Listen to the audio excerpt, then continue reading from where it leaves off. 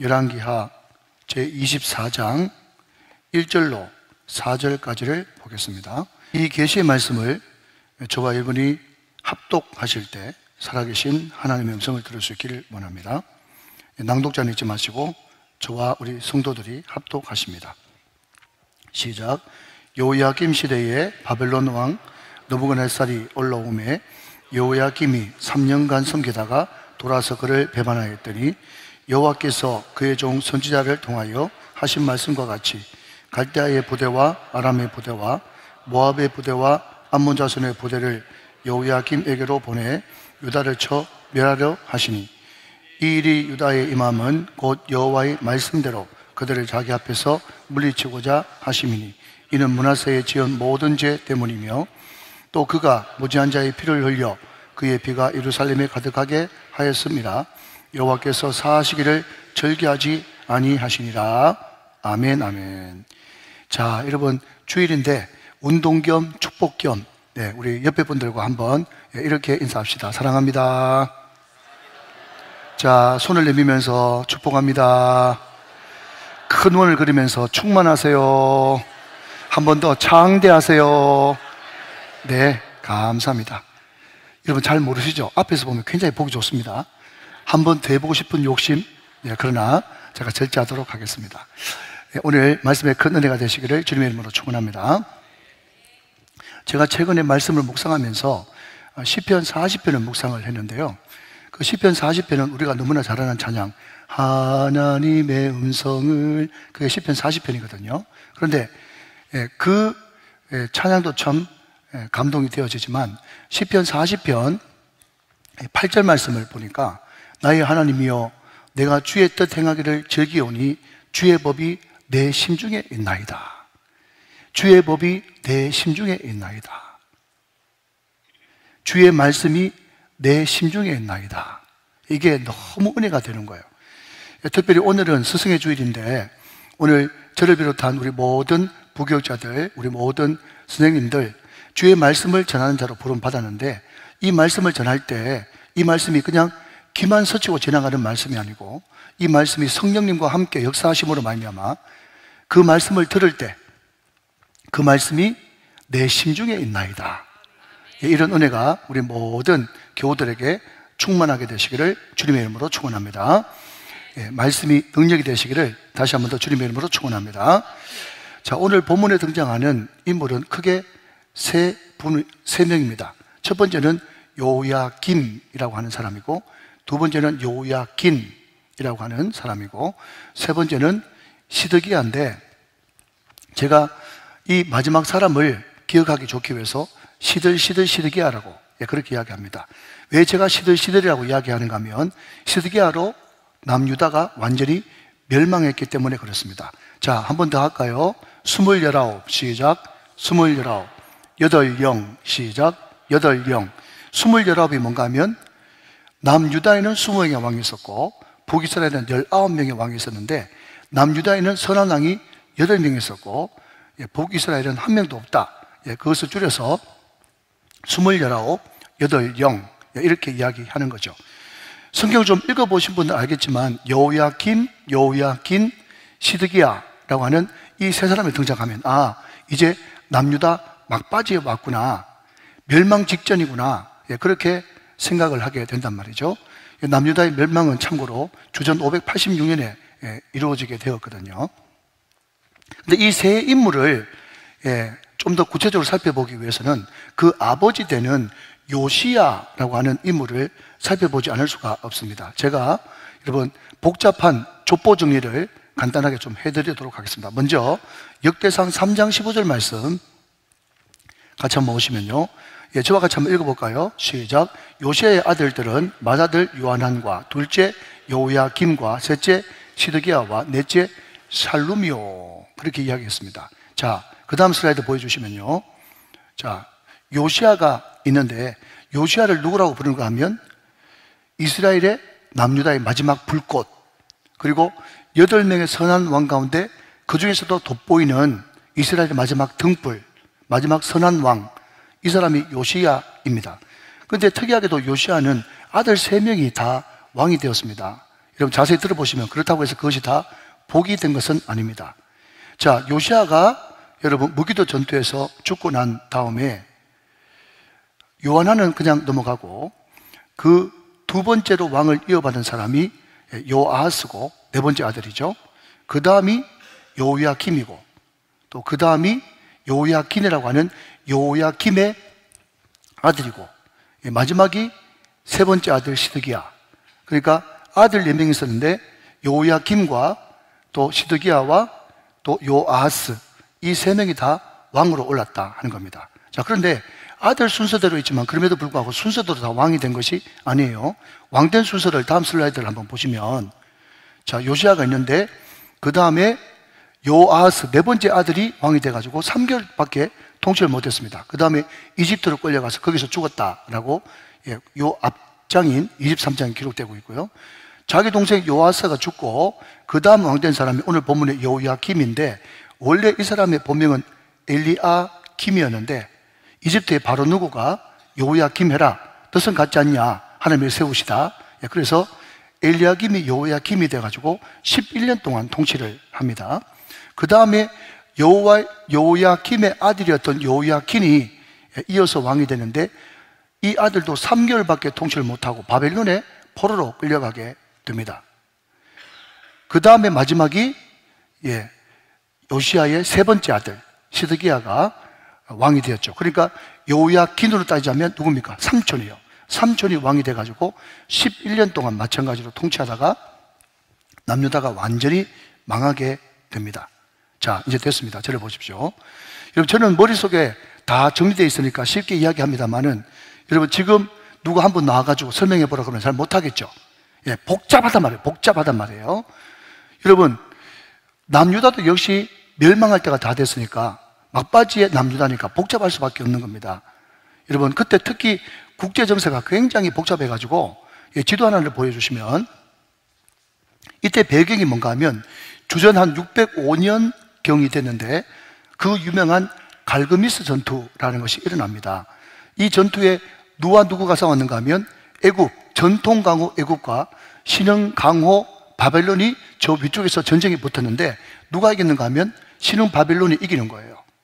그래서 중동의 모든 패권이 이제 바벨론에 의해서 장악되게 되고, 다시 읽지 않겠습니다만 오늘 1절 말씀에 보니까 이스라엘이 3년 동안, 남유다가 3년 동안 조공을 열심히 바쳤다가 중단했다라고 하는 말이 1절에 나오는데 조공을 왜 바치게 됐냐 한다면 갈기미스 전투에서 누가 이겼기 때문에 바벨론이 이겼기 때문에 3년 동안 열심히 조공을 바친 겁니다. 자, 그런데 몇 년 뒤에 또 애굽과 바벨론과 전쟁이 일어났는데 그때는 누가 이겼는가 하면 애굽과 주변 동맹국이 이겼어요.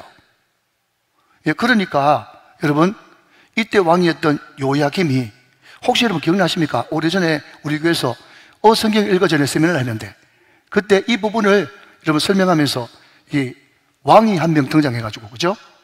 죄송합니다. 여러분 잠을 좀 깨우기 위해서 눈가리가 왔다리 갔다리, 눈이 왔다리 갔다리 하는 그 그림 본 적 있죠? 그죠? 그 왕이 누군가 하면 요야김이에요. 그러니까 갈기미스 전투에서 바빌론 이겼네? 이쪽으로 갔다가 이번에 또 이집트가 이겼네? 이쪽으로 갔다가 애굽이냐? 바벨론이냐? 애굽이냐? 바벨론이냐? 바벨론이냐? 애굽이냐? 미국이냐? 중국이냐? 중국이냐? 미국이냐? 이것처럼 계속 왔다 갔다 하는 거예요. 근데 여러분, 그때 이 요야김 시대 때 활동했던 선지자가 예레미야인데 예레미야가 정말 안타까운 마음으로 왕에게 이렇게 이야기합니다. 왕이여, 자꾸 애굽 기웃거리지 마십시오. 하나님의 뜻은 바벨론에 있습니다. 바벨론에게 항복하십시오. 그런데 여러분, 이 이야기도 쉬운 이야기가 아닌 게 이렇게 한번 바꿔 설명해 볼게요. 제가 갑자기 강단에 서가지고 지금 우리나라가 일본의 식민지 지배를 받고 있는데 여러분, 일본에 항복해야 됩니다. 우리는 일본에 가가지고 거기서 자식 낳고 농사 짓고 거기서 정착해 살아야 됩니다. 70년 만에 우리가 식민지 하다가 돌아옵니다. 그렇게 이야기하면 그 듣는 대부분의 사람들은 뭐라고 이야기하겠어요? 저런 매국노가 세상 천지 어딨나? 그렇게 여러분 납득이 안 되겠죠. 마찬가지로 지금 전통적으로 남유다가 섬겨왔던 나라는 애굽인데 예레미야가 하나님의 말씀을 받아가지고 자꾸 바벨론으로 가서 거기에 포로생활 해야 된다 그러고 거기에 기대야 된다고 거기 가서 집 짓고 자식 낳고 번성해야 된다고 예레미야서에 다 나오는 말입니다. 그렇게 이야기하니까 도무지 용납이 안 되어지는 거예요. 화가 났던 요야김이 말이죠. 예레미야가 보내준 말씀 그리고 하나님의 말씀을 누구한테 읽어라 해놓고, 여러분 이게 예레미야 36장에 나온 이야기입니다. 말씀 한 장 읽으면 쫙쫙, 이거 좀 사투리 해야지 좀 이렇게 좀 다 실감이 나거든요. 쫙쫙 째보고 찢는 게 아니라 칼로 이렇게 쫙쫙 오렸는데 말이죠. 말씀 읽었다 그러면 칼로 오려버리고, 말씀 읽었다 그러면 칼로 오려버려가지고 화롯불에 던지는 거예요. 말씀의 화형식을 요야김이 했단 말이죠. 자, 그러면 여러분 이상하지 않습니까? 뭐가 이상합니까? 자, 다 설명드렸으니까 한번 대답해 보십시오. 기억나시는 분. 요야김 아버지가 누구예요? 요야김 아버지가 누구죠? 요시아입니다. 요시아가 누구라고요? 이스라엘의 마지막 등불이에요. 신앙생활 정말 잘하는 사람이에요. 목숨 걸고 종교개혁한 사람이에요. 여러분, 그런 아버지 밑에 그런 아들이 말씀을 여러분 다 불태울 수 있습니까? 있을 수 없는 일이죠. 그런데 성경 말씀을 쭉 읽은 분들은 이해가 돼. 혹시나 납득이가 무슨 이야기인가 하면, 여러분 조금 앞으로 넘어가면 요시아가 애굽하고 아수르 전쟁이 무깃도, 이것을 신약 성경에서는 아마겟돈 들어보셨습니까? 무깃도 아마겟돈에서 전쟁했는데 나가가지고 허무하게 죽어버렸거든. 상상도 못했을 거예요. 여러분 이것을 가지고 헐, 무슨 이런 일이 다 있나, 이런 일이 벌어진 거예요.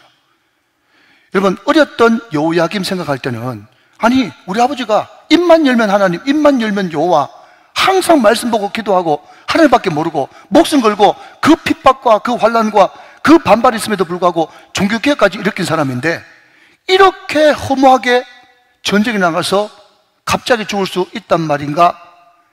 자, 여러분 이것은 죄송합니다, 제 이야기가 아니고 모든 학자들이 그렇게 해석을 했더라고요. 보편적인 해석이니까 여러분 의심하지 말고 들어보시기 바랍니다. 자, 그러면 여러분 묻습니다. 요야김 입장에서는 아버지 생각하면 하나님께 실망이 됐겠습니까? 됐겠습니까?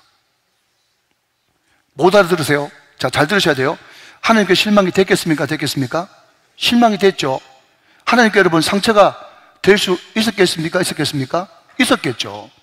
우리 아버지가 그렇게 하나님을 잘 섬기고 하나님밖에 몰랐는데 갑자기 뜬금없이 전쟁 가서 죽는다? 그것도 비참하게. 그게 큰 상처가 된 거예요. 여러분, 그리고 나서 여러분 그 뒤에 자기 동생 여호아스가 똑똑해가지고 여러분 왕시켜놨더니 3개월 만에 이집트를 끌려가 또 거기서 죽어버리죠. 그 다음에 여러분 자기가 왕 되는데, 여러분 아무리 어려운 시기에 왕이라고 할지라도 그래도 왕은 천상천하 유아독존 아닙니까? 그러니까 왕이라고 하는 자아가 딱 강화되면서 부정적인 정서인 고집이 그 마음속에 딱 자리 잡은 거예요. 여러분 이게 전통적인 해석입니다. 그냥 받아들이시면 됩니다. 자, 여러분 말씀은, 어떤 사람은 목사님 우리가 우리나라 역사, 조선 역사도 다 모르는데 이스라엘 역사를 왜 알아야 됩니까? 라고 이야기한다면, 이스라엘 역사가 곧 우리의 역사고 그건 우리 이야기이기 때문에 알아야 되는 거예요. 여러분 우리도 신앙생활 하면서 하나님께 때로는 실망하고 하나님께 때로는 상처받을 때 있어요, 없어요? 있죠. 내가 그렇게 열심히 했는데, 그렇게 열심히 하나님을 섬겼는데 결과가 이거란 말인가 하면서 때로는 하나님께 실망이 되어지고 하나님께 상처가 될 수 있단 말이죠. 거기다가 부정적인 정서인 자아, 고집이라는 것이 딱 여러분 만나게 될 때는요, 예레미야 아니라 예레미야 할아버지가 바벨론입니다, 분명히 바벨론입니다, 하나님의 뜻이 바벨론입니다, 아무리 이야기해도 듣기 싫은 거예요. 왜 싫습니까? 하나님의 말씀인데, 하나님의 뜻인데 듣기 싫습니까? 라고 이야기해도 여러분 다시 한번요, 하나님에 대한 상처와 실망 플러스 자기 고집, 이 정서가 묘하게 섞여버리면요, 하나님의 말씀이라고 아무리 이야기해도 싫어. 왜 싫은데요? 그냥 싫어. 싫은데 무슨 이유가 있어? 그냥 싫은 거예요. 여러분 이게 남 이야기입니까? 얼마나 많은, 여러분 지금 소위 말해서 안 나가라고 하는 사람들, 방황하는 사람들, 방황하고 있는 사람들, 그 사람들 대부분 왜 안 나오십니까? 이 좋은 예수, 이 좋은 교회가 있는데 왜 안 나오십니까? 물어본다면 여러분 거의 대부분 상처, 실망, 끼어지지 않는 자아와 고집, 이것이 교회를 못 나오게 만드는, 결국 그렇게 하다가 마귀의 밥이 되고 멸망으로 치닫는 요야김이 그것 때문에 여러분 망했거든요.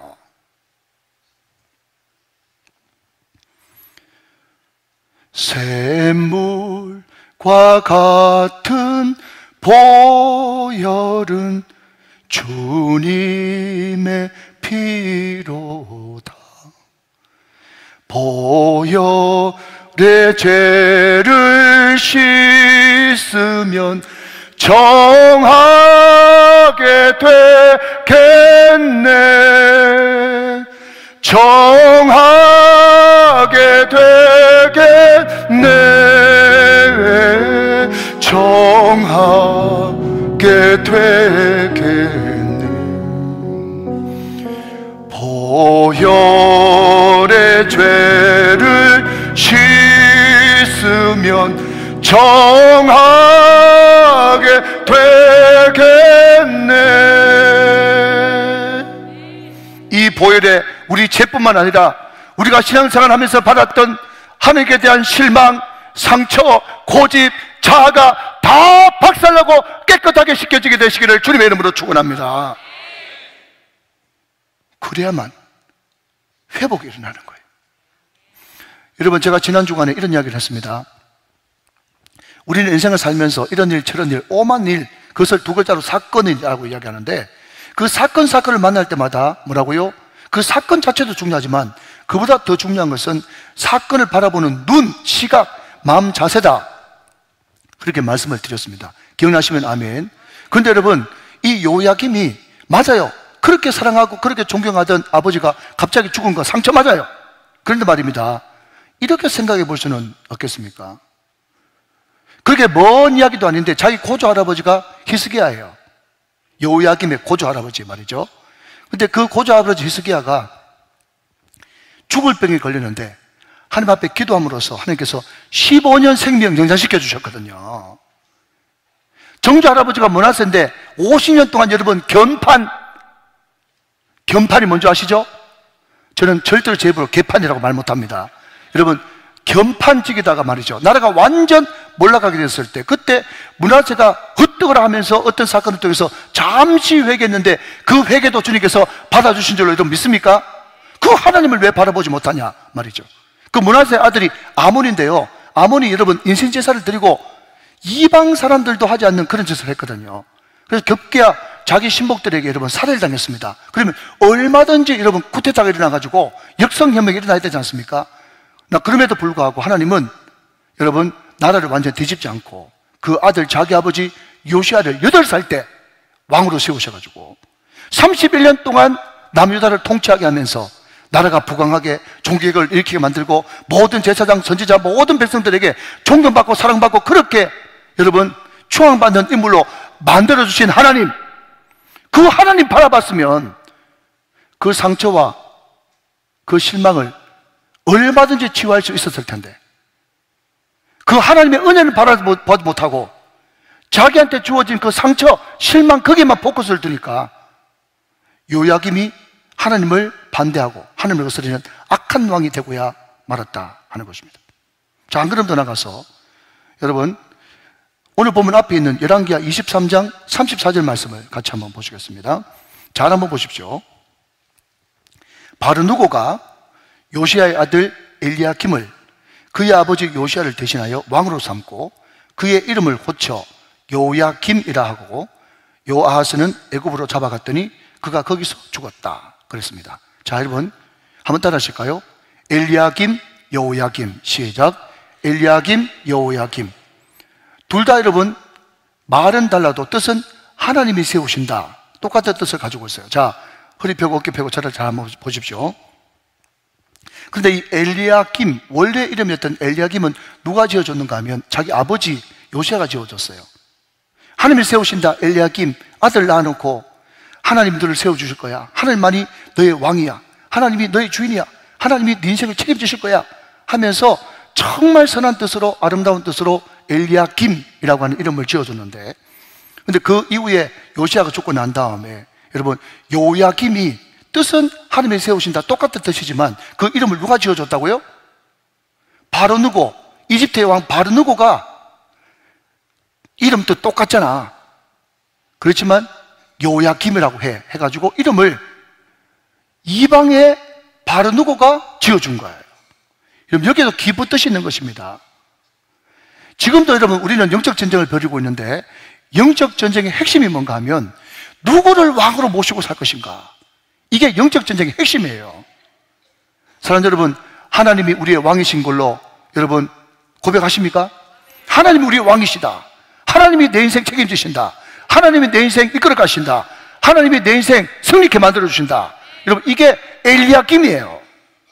근데 여러분, 요야김을 지어주면서 이집트 왕이 요야김에게 뭐라고 여러분 이야기했을 것 같습니까? 야, 너 누가 왕 시켜줬어? 누가 아버지 아니야? 내가 왕 시켜줬어? 내가 왕 시켜줬어? 너 지금부터 누구 따라야 돼? 여러분, 이름을 바꿔줄 때 너 누구 따라야 돼? 했을 때 요야김이 뭐라 해야 살아갈 수 있습니까? 당신이 나를 왕 삼아줬습니다. 당신이 내 이름 바꿔줬습니다. 근데 그 자기 왕이었던 이집트 바로누고 왕, 여러분, 그 명령에 순종하지 않으면 자기 동생 여호아스처럼 또 끌려가서 죽는 거죠, 뭐. 여러분, 중요합니다. 누가 나의 왕인가? 하나님 한 분, 그분이 나의 왕인가? 할렐루야. 아니면 돈이, 명예가, 내 인정력이, 여러분, 내 자존심이, 내 자녀가 나의 왕인가? 사랑하신 여러분, 오늘 저와 여러분들이 이 말씀을 꼭 기억하면서 하나님 한 분, 그분을 저와 여러분의 왕으로 모셔드리고 고백하게 되시기를 주님의 이름으로 축원합니다. 축원합니다. 자, 한 걸음 더 나가서 오늘 말씀해 보니까, 오늘 보면 3절에 보니까 유다가 망하게 된 그런 결정적인 계기가 므낫세의 죄 때문에 그렇다, 라고 말하고 있습니다. 자, 여러분 3절 말씀 같이 한번 보실까요? 이 일이 유다의 임함은 곧 여호와의 말씀대로 그들을 자기 앞에서 물리치고자 하심이니, 시작, 이는 므낫세의 지은 모든 죄 때문이었다, 그렇게 이야기합니다. 자, 여러분, 제가 성경을 거역하고 성경이 틀렸다고 말하는 것이 아니라 성경은 굉장히 여러분 점잖은 책이기 때문에, 여기는 대표적인 악한 사람 므낫세라고 이름을 냈지만 사실은 그 모든 무너짐의 시작은 그 아버지였던 히스기야 때부터 시작된 것입니다. 여러분, 새벽에 설교를 들으신 분은 알겠지만, 여러분 열왕기하 20장에 보면 그때 히스기야가 여러분 생명 연장받고 한참 부흥기, 제2의 다윗이라고 하는 별명을 얻으면서 한참 잘 나갈 때죠. 그때 조그마한 이제 파릇파릇하게 올라오는 바벨론이라고 하는 나라에서 사신이 도착했지 않습니까? 기분 좋았던 히스기야가 어떻게 하죠? 자기의 여러분 창고, 내창고를 활짝 열어가지고 거기에 있는 향품, 보물, 무기 싹 다 보여줬습니다. 하나도 빠짐없이 A부터 Z까지 다 보여준 거예요. 그리고 나서 여러분 사신이 돌아갔는데, 그 뒤에 얼마 안 돼가지고 이사야 선지자가 와가지고 엄중하게 여러분 야단칩니다. 왕이여, 왕이 지금 망령된 일을 했습니다. 도대체 어디까지 보여준 겁니까? 라고 얘기했더니 하나도 빠지지 않고 싹 다 보여줬습니다, 라고 얘기했을 때, 하나님의 말씀을 들으소서. 당신 내 창고에 있는 그 모든 보물 이제 그 보관 사람 바벨론한테 다 옮겨가게 될 것이고, 당신의 후손, 당신의 자녀들 가운데 바벨론의 내시 황관이 될 사람이 있을 것입니다, 라고 이야기를 했다는 거예요. 다 성경에 나온 이야기입니다. 자, 이 말씀이 선포되고 난 뒤에 100년, 여러분 정확하게 100년입니다. 자, 허리를 좀 더 고쳐 세우시고 보십시다. 자, 여러분, 므낫세 55년, 아몬 2년, 요시야 31년, 그리고 여호아스 3개월, 요야김 11년, 여러분 요야김 3개월, 총 99년 6개월, 100년. 이 지난 다음에 정확하게 그 모든 보물이 바벨론으로 옮겨지고, 여러분 솔로몬 성전의 모든, 솔로몬 왕궁의 모든 금이 싹 다 벗겨지고 자기 아들이 황관, 바벨론의 내시가 되어지는 그런 역사가 실제로 일어나고야 말았습니다. 여러분 잘 들으십시오. 말씀은 현실입니다.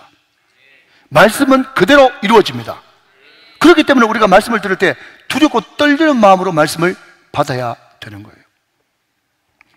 여러분, 저는 이 기사를 읽을 때마다 너무너무 마음이 아픈 겁니다.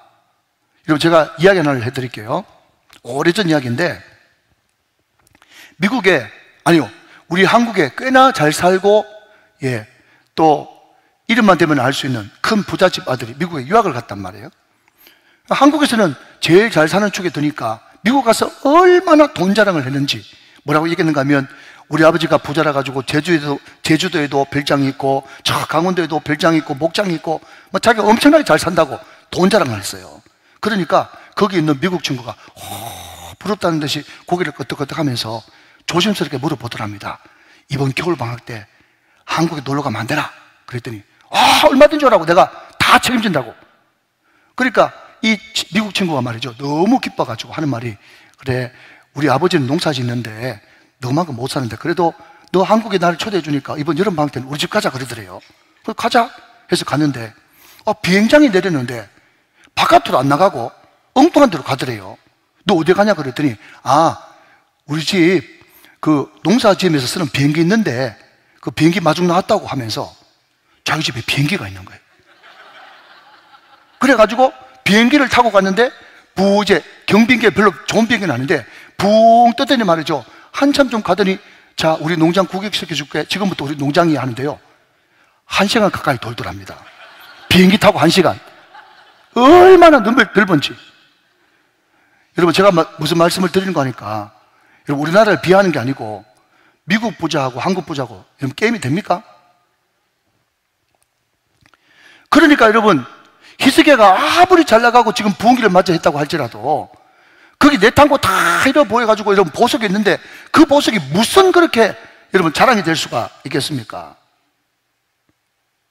차라리 정말 여러분 딴 사람도 아니고 제2의 다윗이라고 하는 히스기야가 그 사신들이 왔다 그러면 그들이 알지 못하는 여호와 야훼 신앙을 좀 보여줘야 되는 것이죠. 예배하는 모습, 기도하는 모습, 하나님을 섬기는 모습, 성경 말씀, 이것을 보여주면서 우리는 정말 약속이고 아무것도 아니지만, 너희 나라에 비해서 아무것도 아니지만 우리는 이 말씀 붙들고 이 신앙 붙들고 우리가 여기까지 승리할 수 있었다고. 여러분, 그 정신과 믿음을 여러분 자랑해야 되는 것 아니겠습니까? 그런데 히스기야가 그 바벨론 안 믿는 사람 앞에서 세상 자랑하고 있단 말이죠. 갈라디아서 1장 14절 말씀에 사도 바울이 이렇게 이야기합니다. 거듭난 사도 바울이, 나는 예수를 알고 나서부터 십자가 외에는 결코 자랑할 것이 없다고. 세상 모든 자랑은 이미 십자가에 다 못 박아 버렸다고 고백하고 있다는 것입니다. 이어서 여러분 고린도전서 1장 31절에서 말씀하시기를, 자랑하는 자는 주 안에서 자랑할지어다. 세상 자랑하지 말고 주 안에서 자랑하라고 말하고 있어요. 심지어 여러분 빌립보서 3장 7절 8절 말씀에 보니 뭐라고 이야기합니까? 내가 가지고 있는 그 스펙, 집안, 내가 달고 있었던 그 모든 것들은 다 내가 해로 여기고 그 쓰레기고, 그것을 심지어 여러분 배설물로 나는 여긴다고. 왜 내가 그것을 쓰레기로 배설물로 여긴 줄 아냐고? 그리스도 예수를 아는 지식이 가장 고상한 지식이기 때문에. 예수로서 태양보다 더 밝은 그 빛이 내 마음 가운데 들어버렸는데 무슨 촛불 가지고 내가 촛불 등불 가지고 있다고 그걸 자랑하겠느냐? 그리스도를 아는 지식이 가장 고상한 지식이라고 예수를 자랑하고 있다는 것입니다. 사랑하신 여러분, 묻습니다. 오늘 저와 여러분의 입술에서 누구를 자랑하고 계십니까? 다윗이 훌륭하지만, 히스기야가 훌륭하지만, 여러분 히스기야가 훌륭하고 요시야가 훌륭하지만 그 아들 솔로몬, 그 아들 므낫세, 그 아들 여호야김, 그 아버지 왕들이 왕이라고 하는 환경은 물려줬는데 말씀을 물려주지 않음으로 말미암아서 자녀들이 점점 하나님과 멀어지고 멸망으로 치닫는 모습을 보이게 된다는 것입니다. 오늘 여러분 스승의 주를 맞이해서 우리 부모님들이 가장 큰 스승이 되어서 환경을 물려주는 것이 아니라 신앙과 말씀을 물려줄 수 있는 저와 여러분 다 되시기를 주님의 이름으로 축원합니다. 자, 마지막으로 정말 중요한데요. 자, 여러분 새로운 마음으로 한 5분 정도만 집중해 주시기를 바랍니다. 자, 여러분 오늘 본문 4절을 보니까 이스라엘 백성들이 멸망하게 된 굉장히 구체적인 이유를 적고 있어요. 자, 먼저 4절 한번 보겠습니다. 4절. 또 그가, 여기서 그는 므낫세를 이야기합니다. 무죄한 자의 피를 흘려 그의 피가 예루살렘에 가득하게 하였습니다. 여호와께서 사하시기를 절개하지 아니하십니다. 그랬습니다. 자, 여러분, 왜 남유다가 망할 수밖에 없었냐 그랬더니 특별히 므낫세 때 무지한 피를 엄청 흘려가지고 예루살렘이 피로 더럽혀졌기 때문에 남유다가 멸망할 수밖에 없었고, 그 뒤에 요시아가 나타나가지고 아무리 그것을 여러분 플러스 마이너스를 해보려고 그래도 그게 되지 않았다. 그 이야기를 지금 하고 있는 거거든요. 여러분, 여기에 무죄한 자의 피, 무죄하다고 하는 것은 말이죠, 믿는 사람을 이야기합니다. 우리 믿는 사람을 성경에서는 의인이라고 이야기하지 않습니까? 그리고 여기서 이야기하는 무죄한 자는 말씀을 가진 자예요. 마치 사울이 노브 땅의 제사장 85명을 다 죽여버렸을 때 말씀이 완전 끊어지고 그때부터 여러분 멸망으로 치달을 것처럼 오늘 본문에 등장하는 이 므낫세라고 하는 이 사람은요, 전승에 의하면 이스라엘을 톱에 켜 죽인 사람이 므낫세입니다. 그러니까 선자를 수많이 죽였어요. 그렇기 때문에 사함을 받을 수 있는 기회를 날려버린 거죠. 그런데 성경은 출애굽기에서부터 시작해서 무죄한 자의 피를 흘리는 것을 극히 경계해 오셨음을 보게 됩니다. 자, 확인합니다. 출애굽기 23장 7절 말씀 같이 볼게요. 출애굽기 23장 7절입니다. 거짓 일을 멀리하며 시작. 무죄한 자와 의로운 자를 죽이지 말라. 나는 악인을 의롭다 하지 아니하겠노라 라고 하면서 무죄한 자의 피를 흘렸을 때 너 심판받는다고 출애굽기에서 이미 말씀을 하셨다는 겁니다. 자, 그러면 여러분 한번 묻습니다. 오늘 이 등장하는 이 므낫세의 죄가 비단 한 사람 므낫세에게 머무는 것입니까? 아니면 오늘 저와 여러분도 그런 죄를 동일하게 짓고 있는 것입니까? 의인은 없나니? 하나도 없어요. 모든 사람이 죄를 범하였음에 하나님 영광에 이르지 못하였어요. 우리는 다 양 같아서 각기 제 길로 갔습니다. 우리는 허물과 죄로 이미 지옥 가야 마땅한 죽었던 죄인입니다. 자, 그러면 여러분, 오늘 성경은 너희들이 무죄한 자의 피를 흘렸다, 너희들은 죄인이다, 너희들은 다 허물과 죄로 죽을 수밖에 없는 그런 해당되는 사람이다 라는 고발장이 접수됐습니다. 그러면 이 고발장에 대해서 우리는 어떤 해답을 가지고 있어야 여러분 우리는 거기서 구원받을 수 있고 회복될 수가 있겠습니까? 오늘 성경 말씀은 이렇게 우리에게 해답을 제시합니다. 마태복음 27장 45절 46절 말씀을 보겠습니다. 제6시로부터, 여기서 얘기하는 제6시는 플러스 6 해가지고 난 12시입니다. 온 땅에 어둠이 임하여 제9시까지 계속되더니, 자, 여러분 가장 환한 시간이 돼야 될 낮 12시부터 낮 3시까지, 그때 예수님이 십자가를 못 박혀 죽으시는 시간인데 그때 온 땅이 어둠이 임했답니다. 마치 애굽 땅에 흑암의 재앙이 내리는 것처럼 온 땅에 어둠이 임했어요. 46절입니다. 제9시쯤 오후 3시쯤에 예수께서 크게 소리질러 이르되 엘리 엘리 라마 사막다니, 시작. 나의 하나님 나의 하나님 어찌하여 나를 버리셨나이까 하면서 운명하셨어요. 여러분 잘 아시는 대로 우리 예수님이 한 번도 이 땅에 계실 때 하나님을 하나님으로 부르지 않고 뭐라고 불렀어요? 아버지라고 불렀어요. 아버지와 난 하나다. 그분은 나의 아버지시다. 그 아버지 소리만 안 해도 예수님이 십자가에 못 박혀 돌아가시지 않았을 텐데, 하나님을 나의 아버지다, 하나님과 난 하나다라고 이야기하는 바람에 신성모독죄로 돌아가신 거거든요. 여러분, 한 번도 하나님을 부르지 않고 아버지라고 부르시던 그분이 십자가에 돌아가실 때만큼은 엘리 엘리 라마 사막다니, 나의 하나님 나의 하나님 나의 하나님 나의 하나님 어찌하여 나를 버리셨나이까, 하나님이라고, 아버지를 아버지라고 부르지 못하고 하나님이라고 절규하면서 십자가에 못 박혀 죽으셨단 말이죠. 왜 그랬을까? 왜 그랬을까? 그 이유가 뭐죠? 그분이 하나님을 아버지라고 부르지 못하고 나의 하나님 어찌하여 나를 버리셨나이까, 하나님께 심판받고 저주받음으로 말미암아 나 때문에, 나 대신에, 나 위하여 그분이 심판받고 저주받으심으로 말미암아 우리 입으로 감히 하나님을 아버지라 부르게 해주시기 위해서 그분은 우리 대신 심판받으시고 저주받으셨다는 것입니다.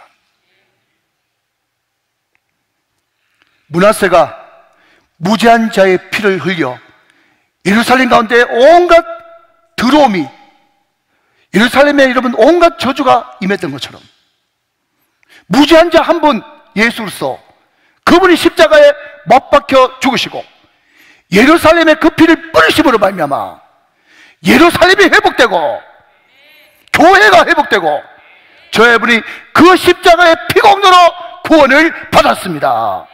여러분, 이것을 은혜라고 이야기하는 것입니다. 여러분, 저는 오늘 목나 외치고 싶습니다.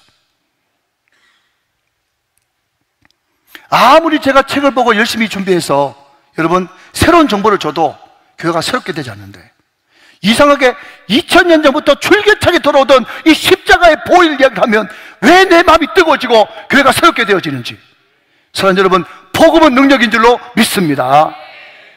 여러분, 우리가 이 복음의 확신을 가지고 히브리서 4장 14절로 16절까지를 우리가 선포하듯이 한번 외쳐보도록 하겠습니다. 같이 읽습니다. 시작. 그러므로 우리에게 큰 대제사장이 계시니 성찬하시는 이 곧 하나님의 아들 예수시라. 우리가 믿는 도리를 굳게 잡을지어다. 우리에게 있는 대제사장은 우리의 연약함을 동정하지 못하실 리가 아니요 모든 일에 우리와 똑같이 시험을 받으신 이로되 시작. 죄는 없으시니라. 우리에게 있는 대제사장, 이때 잘 넘겨주셔야 되는데 16절 말씀 보겠습니다. 시작. 그러므로 우리는 긍휼하심을 받고 때를 따라 돕는 은혜를 얻기 위하여 은혜 보좌 앞에 담대히 나아갈 것이니라. 아멘. 우리 영상실에서 빨리 안 띄워주는 바람에 제가 설명하게 될 수 있어서 너무 감사해요.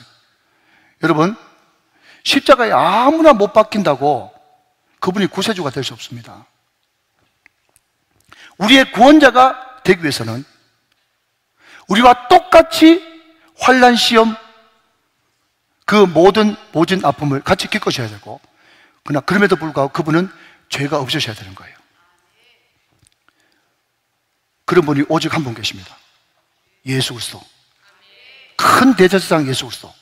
그분이 무지한 자로서 십자가에 못 박혀 피를 흘리심으로 말미암아 예루살렘이 회복되고 이스라엘이 회복되고 참 이스라엘을 부름받은 저와 여러분이 그 피로 구속고 죄사함을 받게 되는 것입니다. 지금 한국교회가 위기다 위기다 이야기를 많이 합니다. 그런데 여러분, 정확하게 이야기하자면 한국교회가 위기인 것이 아니라 한국교회가 정체성을 잃어버렸기 때문에 위기가 찾아온 겁니다. 정체성, 아이덴티티. 여러분, 교회의 정체성이 뭐죠? 저와 여러분이 교회인데 저 여러분이 여러분 누굽니까? 뭘 해야 되는 사람입니까? 여러분, 그걸 모르기 때문에 교회가 흔들리고 위기가 찾아오는 것입니다. 교회가 여러분 커지면 커질수록 이것도 하고 저것도 하고 여러분 구제도 하고 봉사도 하고 많이 해야 되겠지만, 교회가 해야 될 한 가지가 뭐냐고 물으신다면 건강한 자에게는 의사가 쓸데없고 병든 자에게 의사가 필요하니 나는 의인을 부르러 온 것이 아니라 죄인을 부르러 왔다. 나는 잃어버린 자를 찾아 구원하려 함이니라. 내가 온 것은 양으로 생명을 얻게 하고 더 풍성히 얻게 하기 위해서 왔노라. 같이 있습니다. 마가복음 1장 38절 시작. 이르시되 우리가 다른 가까운 마을들로 가자. 거기서 전도하리니 내가 이를 위하여 왔노라.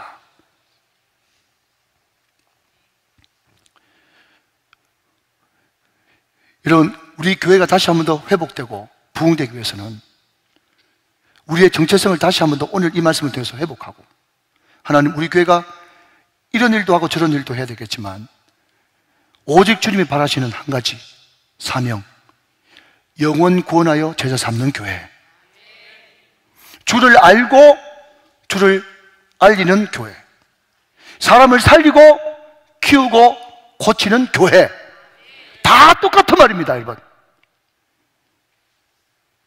스타벅스가 심각한 재정난을 겪었을 때 최고 경영자가 했던 것은 모든 문을 닫고 다시 본질로 돌아가는 것입니다.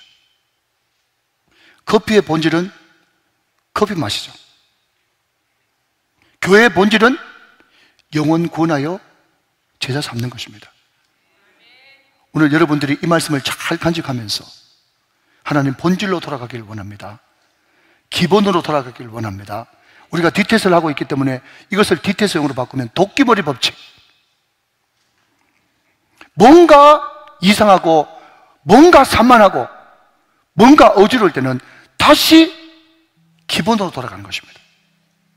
오늘 우리 교회가 영혼에 관심을 가지고 여러분들 이 말씀을 듣고 아, 복음이 능력이 있구나. 이 복음은 모든 믿는 자에게 구원을 주시는 하나님의 능력이구나. 이것을 다시 한 번 더 고백하면서 일터 사역자로 삶의 전도자로 늘 승리하시는 저와 여러분 다 되시기를 주 예수 그리스도의 이름으로 축원합니다. 축복합니다. 앞을 보시면서 말씀 기도하겠습니다. 시작. 하나님 아버지, 오늘도 우리들에게 귀한 말씀 주시니 감사합니다. 혹시 내 안에 있는 하나님께 대한 실망과 나의 고집을 온전히 내려놓게 하옵소서. 이번 한 주간 많은 사람들을 만날 때 내 자랑이 아니라 하나님 자랑할 수 있도록 도와주시고 무지한 피를 흘려 날 구원하신 주님을 날마다 기쁜 마음으로 전할 수 있는 전도자로 살게 해 주옵소서. 예수님 이름으로 기도합니다. 아멘.